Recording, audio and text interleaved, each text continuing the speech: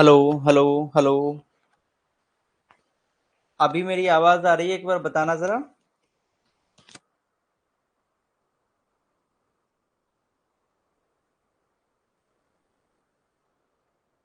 अभी मेरी आवाज आ रही है? एक बार बताना जरा।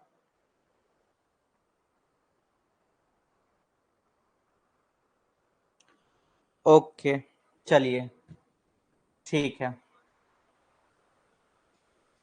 ओके, अभी देखते हैं। यदि फिर से यदि लैग किया, यदि फिर से लैग किया तो आज फिर छोड़ देंगे, फिर कल सेशन कर लेंगे, ठीक है। यदि अभी लैग किया तो फिर आज छोड़ देंगे, कल सेशन करेंगे। बट यदि आज लैग नहीं किया, यदि सेशन हो गया, फिर तो कोई बात ही नहीं है, ठीक है।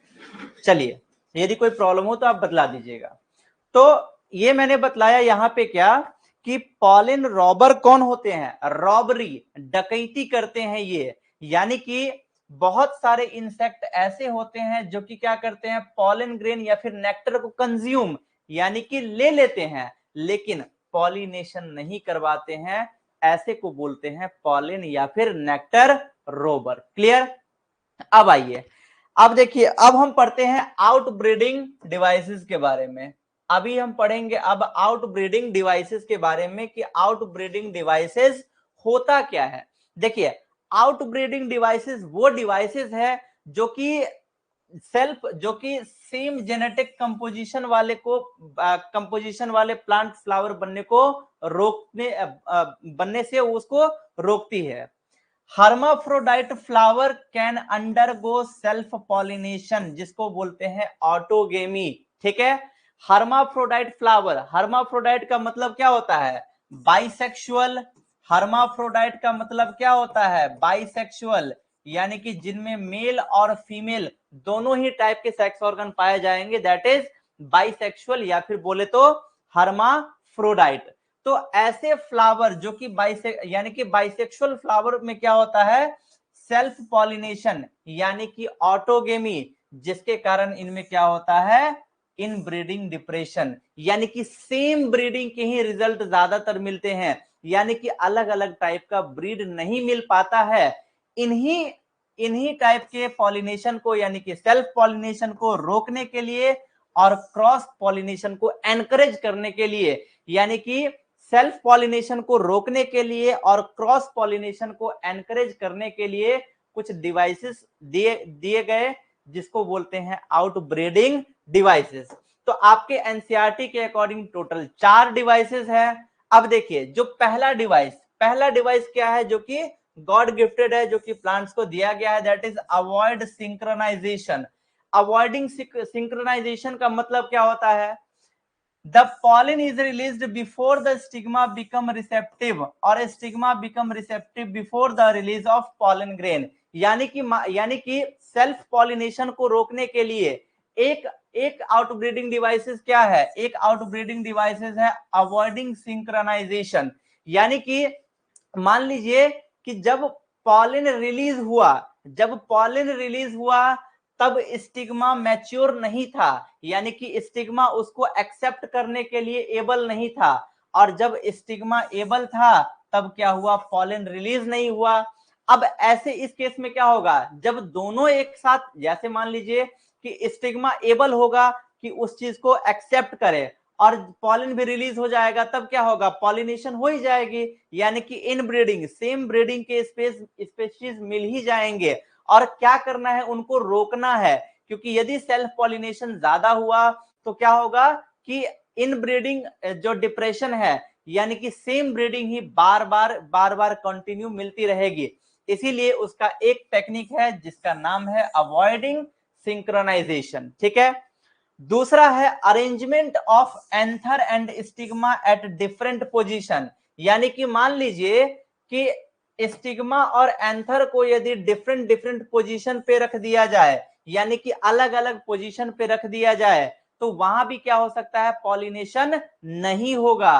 तो एक तरीका क्या था? सिंक्रोनाइजेशन वाला, यानी कि जिसमें क्या है, जिसमें जब पॉलन ग्रेन रिलीज होता है जिसमें जब पॉलन ग्रेन रिलीज होता है उस टाइम स्टिग्मा उसको एक्सेप्ट करने के लिए रेडी नहीं होता है, ठीक है।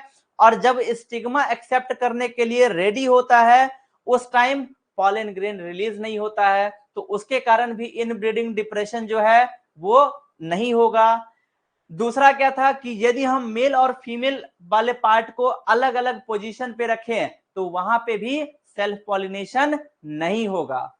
उसके बाद है सेल्फ इनकॉम्पैटिबिलिटी, यानी कि एंथर के पास वो क्षमता होती है, एंथर के पास, सॉरी एंथर कहा गया, सॉरी, स्टिग्मा के पास वो क्षमता होती है कि वो पहचान सकती है कि ये अपना सेम जो हमारा जीनोटाइप है सेम उनका भी जीनोटाइप है।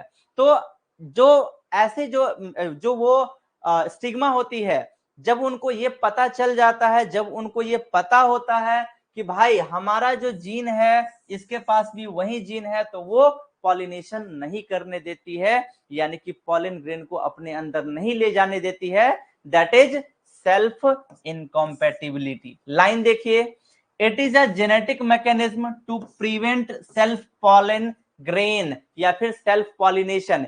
ये एक जेनेटिक मैकेनिज्म है जो कि सेल्फ पॉलिनेशन को रोकता है, यानी कि फ्रॉम द सेम फ्लावर और other flower of the same plant, यानी कि यदि सेम फ्लावर का है या फिर सेम प्लांट के दूसरे फ्लावर का है तो वो स्टिग्मा पहचान जाती है कि भाई ये तो हमारा भाई है, और वो अपने भाई को अपने को टच नहीं करने देती है। एकदम नॉर्मल सिंपल देहाती लैंग्वेज में मैंने ये बातें आपको समझा दी, जिससे कि फर्टिलाइजेशन ना हो सके और जिसके कारण क्या होगा, जर्मिनेशन यानी कि पॉलन ट्यूब का ग्रोथ नहीं होगा पिस्टिल के अंदर और फर्टिलाइजेशन वहां पे नहीं होगा। तो तीसरा मेथड था ये आउटब्रीडिंग डिवाइसेस। अब चौथा है प्रोडक्शन ऑफ यूनिसेक्सुअल फ्लावर। अब मान लीजिए कि यदि फ्लावर यूनिसेक्सुअल होंगे तो उस केस में भी क्या होगा, यदि मान लीजिए कि फ्लावर यूनिसेक्सुअल होंगे तो उस केस में भी वहां पे फर्टिलाइजेशन नहीं हो पाएगा। तो 4 हो गए टोटल आउटब्रीडिंग डिवाइसेस। ये क्यों डिवाइसेस होते हैं, सेल्फ पॉलिनेशन को रोकने के लिए। क्लियर, सेल्फ पॉलिनेशन को रोकने वाले कुछ डिवाइसेस होते हैं जिनका नाम है आउटब्रीडिंग डिवाइसेस, जो कि इनब्रीडिंग डिप्रेशन को रोकता है। क्लियर, तो ये हो गया यहाँ पे आउटब्रीडिंग डिवाइसेस के बारे में कहानियां। क्लियर, और हाँ सेम बात है। अब आइए पॉलन पिस्टिल इंटरैक्शन। ठीक, pollen pistil interaction, pollen grain का पिस्टिल के साथ इंटरैक्शन। जैसे हम लोग मान लीजिए कि कभी जब डाउट सेशन करेंगे या फिर 1-to-1 सेशन करेंगे तो हम लोग आपस में इंटरैक्ट करेंगे, या फिर कभी हम लोग मिलेंगे तो इंटरैक्ट करेंगे। यानी कि इसको यदि एकदम बिल्कुल नॉर्मल लैंग्वेज में बोलूं तो इंटरैक्शन मतलब मिलना। पॉलन ग्रेन का पिस्टिल के साथ मिलना, इसी को बोलते हैं पॉलन पिस्टिल इंटरैक्शन। अब मैंने जो अभी अभी बताया, ठीक है, अभी अभी जो मैंने आपको बतलाया कि स्टिग्मा के पास क्षमता होती है पॉलन ग्रेन को पहचानने की, यानी कि जो पॉलन ग्रेन उसके लिए सही होगा, जो पॉलन ग्रेन उस स्टिग्मा के लिए सही होगा और डिफरेंट स्पेशीज का होगा, वो उसे अपने अंदर आने की परमिशन देगी। बट जब पॉलन ग्रेन सेम जीनोटाइप का होगा या फिर उसके लिए कॉम्पेटिबल नहीं होगा तो वो जो स्टिग्मा है पॉलन ग्रेन को अपने अंदर आने की परमिशन नहीं देगी। इसी को बोलते हैं पॉलन पिस्टिल इंटरैक्शन। देखिए, इट इज अ प्रोसेस, यह वो प्रोसेस है जिसमें पिस्टिल पहचान करता है कॉम्पैटिबल और इनकॉम्पैटिबल पॉलन को, यानी कि अपने लायक और अपने लायक नहीं वाले पॉलन को through the chemical components produced by them. यानी कि पिस्टिल कुछ केमिकल कंपोनेंट्स को प्रोड्यूस करती है जिसके कारण जो पिस्टिल है वो पिस्टिल कुछ केमिकल कंपोनेंट्स को प्रोड्यूस करती है जिसके कारण वो पॉलन को पहचान पाती है कि ये कॉम्पैटिबल है या फिर इनकॉम्पैटिबल है। Clear, if the pollen is compatible यानी कि राइट टाइप, यदि पॉलन ग्रेन सही होगा और उसके लिए बेस्ट होगा, देन पॉलन उसे एक्सेप्ट करेगी और पोस्ट पॉलिनेशन यानी कि पॉलिनेशन के बाद वाले इवेंट के लिए उसको प्रोमोट करेगी कि भैया आ जाओ और मेरे को फर्टिलाइज कर दो। Pollen grain germinates on stigma to produce a pollen tube through one of the germ pore।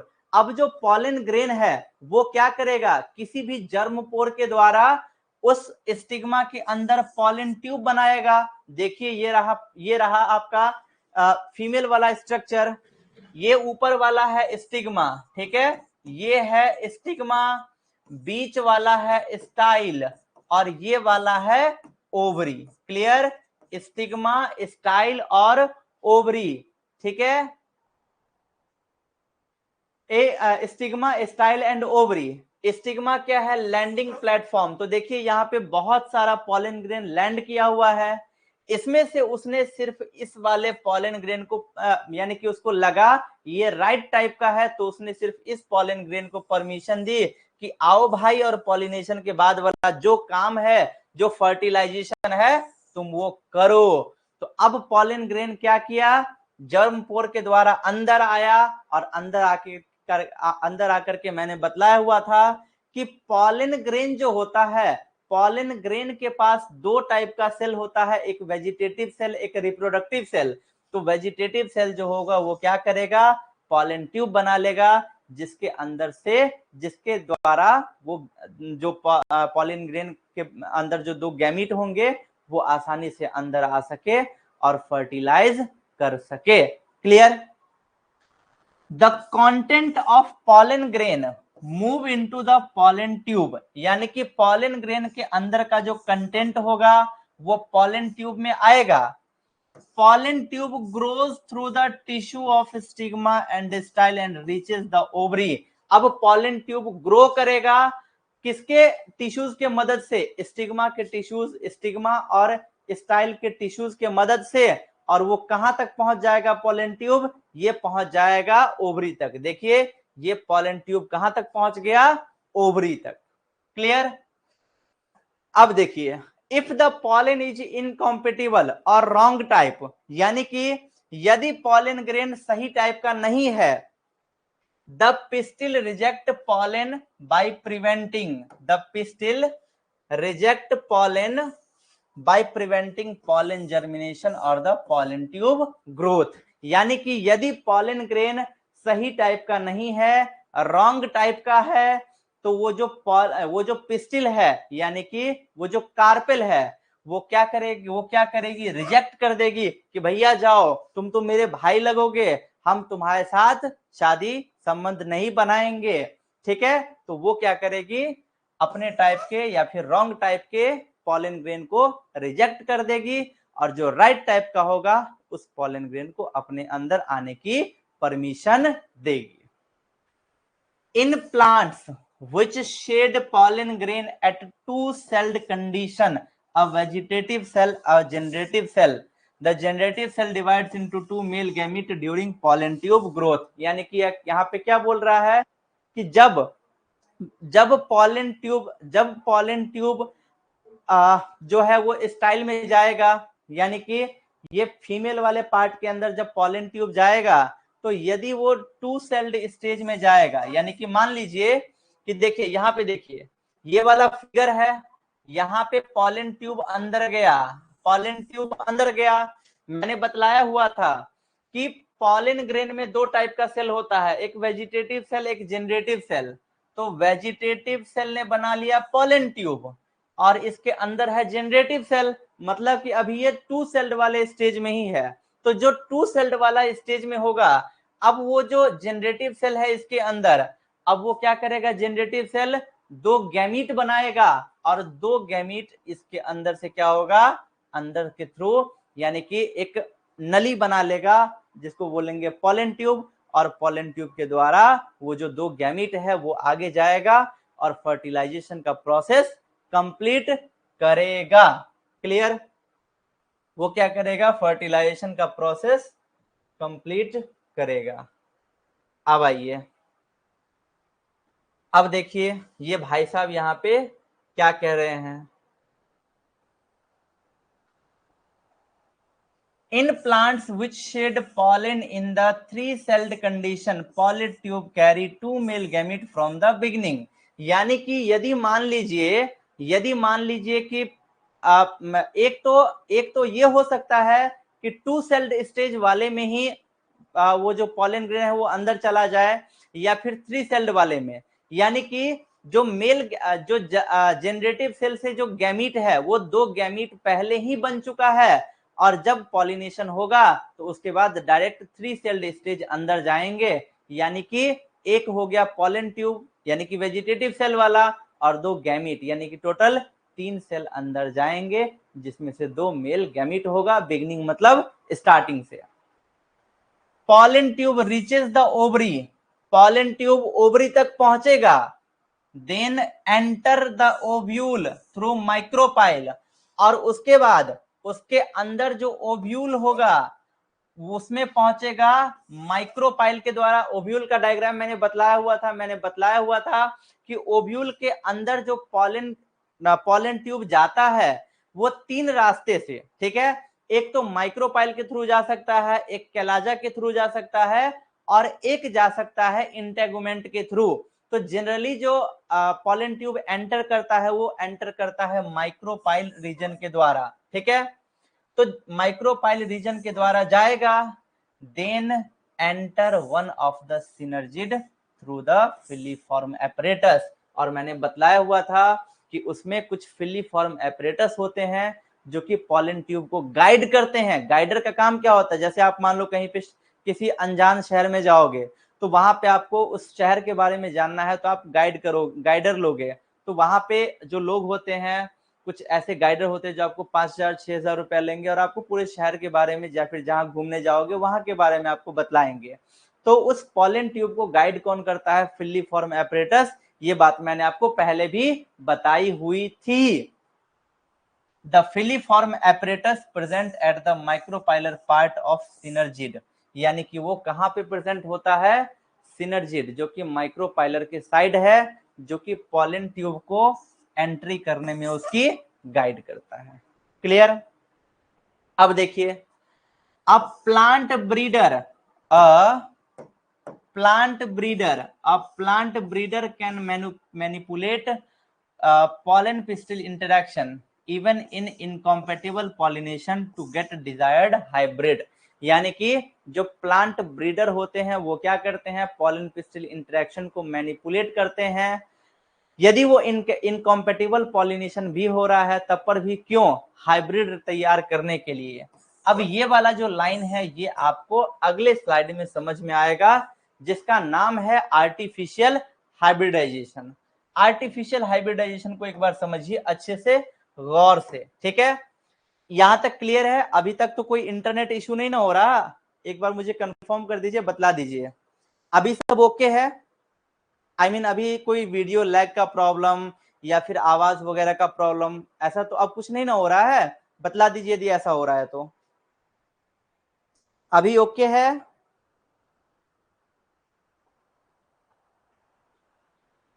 चलिए ओके, ठीक है, धन्यवाद।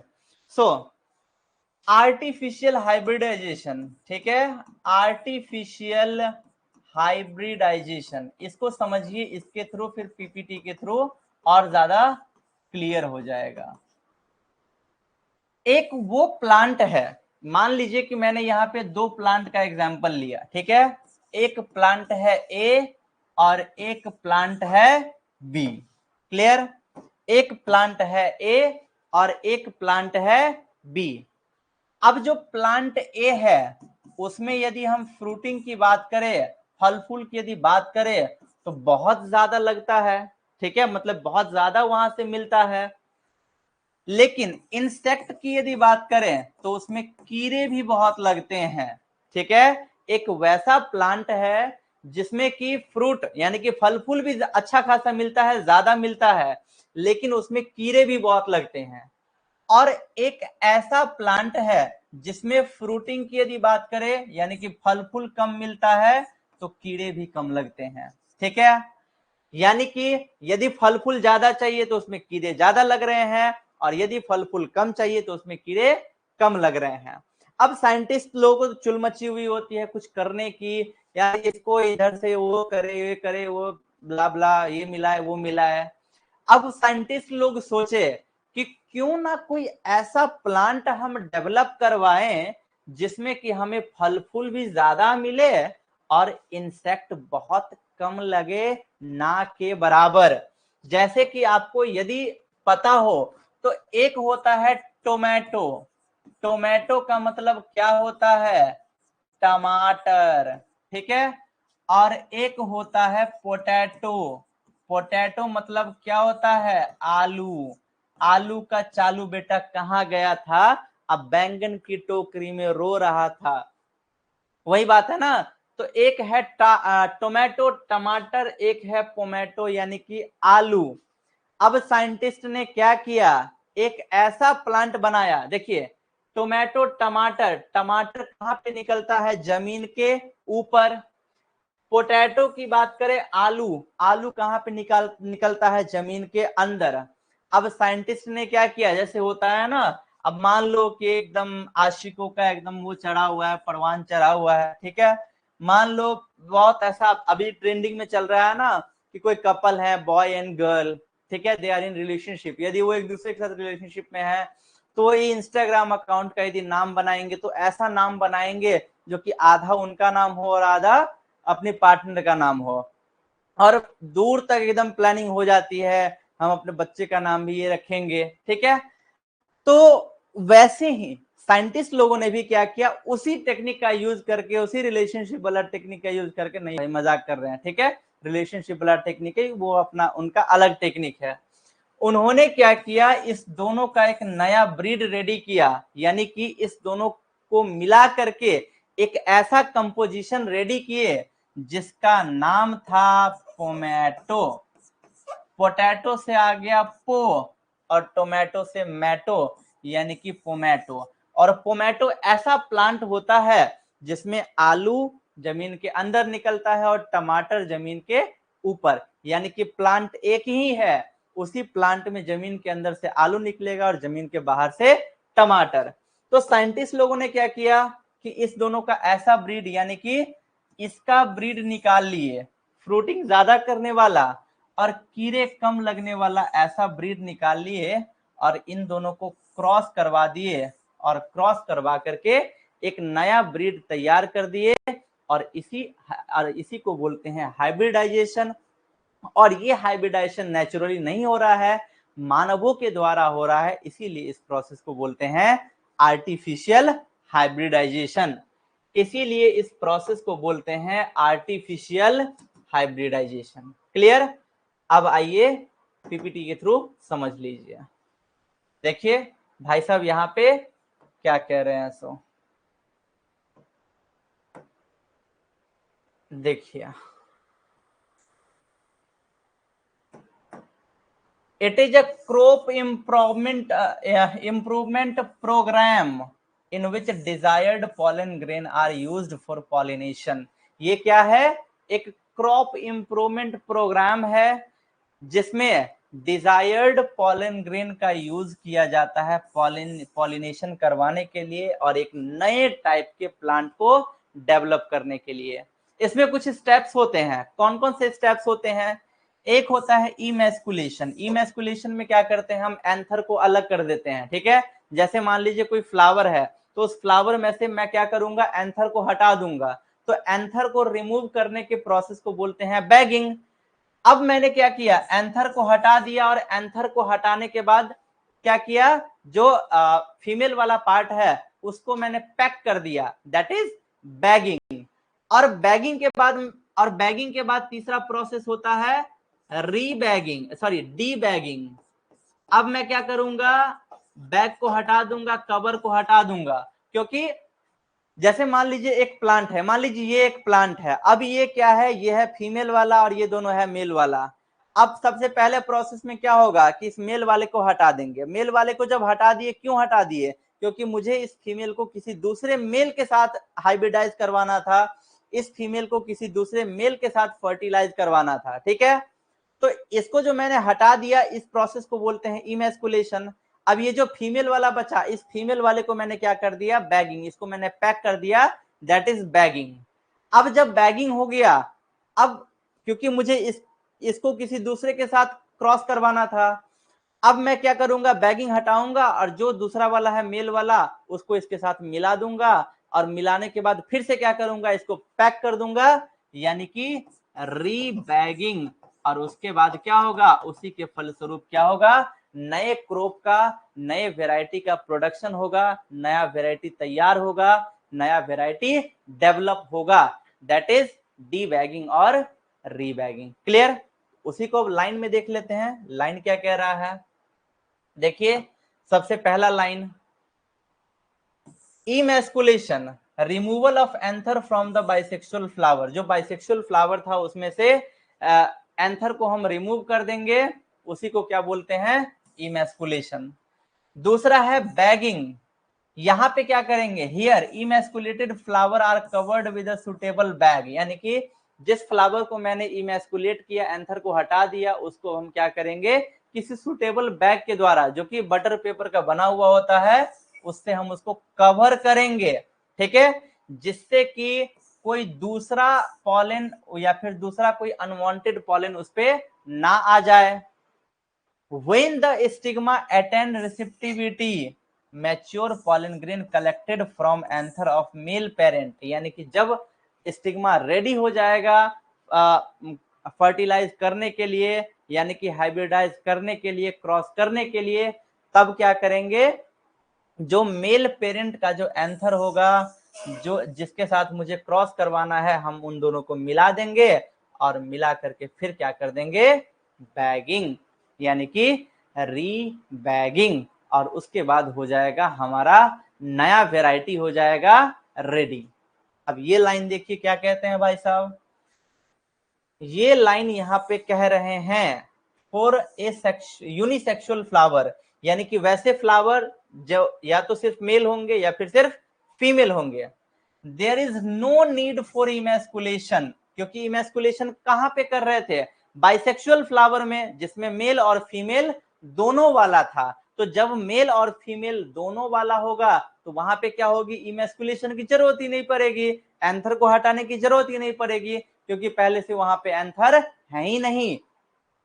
Female flower bud are bagged before the flower open, यानी कि फ्लावर के खुलने से पहले हम क्या करेंगे, उस फीमेल वाले फ्लावर को बैग कर देंगे, यानी कि इमैस्कुलेशन मुझे करना नहीं है, तो हम डायरेक्ट क्या करेंगे, बैगिंग कर देंगे, और बैगिंग करने के बाद उसको फिर क्रॉस करवा करके उसका रीबैगिंग कर देंगे, और हमें नया वैरायटी का सीड या फिर कोई भी चीज जो हम चाह रहे हैं वो हमें मिल जाएगा।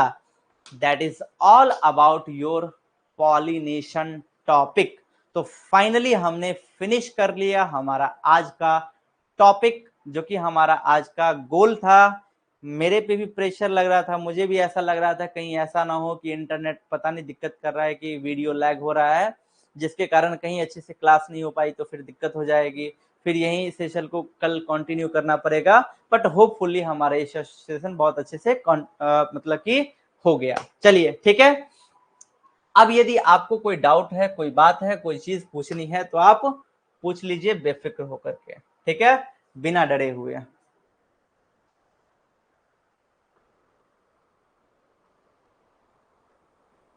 पूछिए जल्दी से, कोई किसी को कोई डाउट हो, कोई चीज हो, तो अब आप लोग पूछ सकते हैं।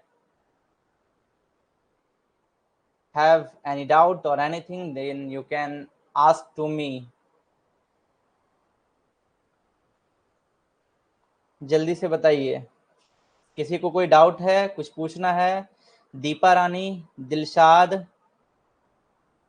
रागिनी, प्रियंका, शुभकांत, वर्षा, पूजा, श्रीति, किसी को कुछ डाउट। शुभकांत, पिस्टिल क्या होता है, मतलब कि भोज हो गया और ये भी पता नहीं है कि भोज किस चीज का था, भाई शुरू से मैं बार बार इस चीज को रिपीट किया हूं, मन से नहीं पढ़ोगे तो यही होगा। जैसे एंड्रोशियम यानी कि मेल रिप्रोडक्टिव ऑर्गन जो है, मेल रिप्रोडक्टिव ऑर्गन यानी कि एंड्रोशियम का यूनिट है स्टेमेन, वैसे ही फीमेल रिप्रोडक्टिव ऑर्गन यानी कि गाइनोशियम का यूनिट है कार्पेल, या फिर उसी का दूसरा नाम है पिस्टिल। ठीक है, यानी कि जो हम फ्लावर का फीमेल वाले का जो डायग्राम बनाए थे वही क्या है, कार्पिल या फिर पिस्टिल। और कोई चीज या फिर और कोई बात पूछनी हो, कोई बात तो आप पूछ सकते हो, आप फ्री हो। तो सेशन को एंड किया जाए। कल तो नहीं हमारी क्लास, परसों फिर हम कंटिन्यू करते हैं अपना अगला सेशन। ठीक है, चलिए, thank you so much to all of you, thanks for your cooperation, धन्यवाद, गुड नाइट, शुभ रात्रि, मिलते हैं नेक्स्ट क्लास में, बाय बाय। तब तक के लिए पढ़िए और क्वेश्चन प्रैक्टिस कीजिए, कोई डाउट हो तो आप पूछ लीजिएगा।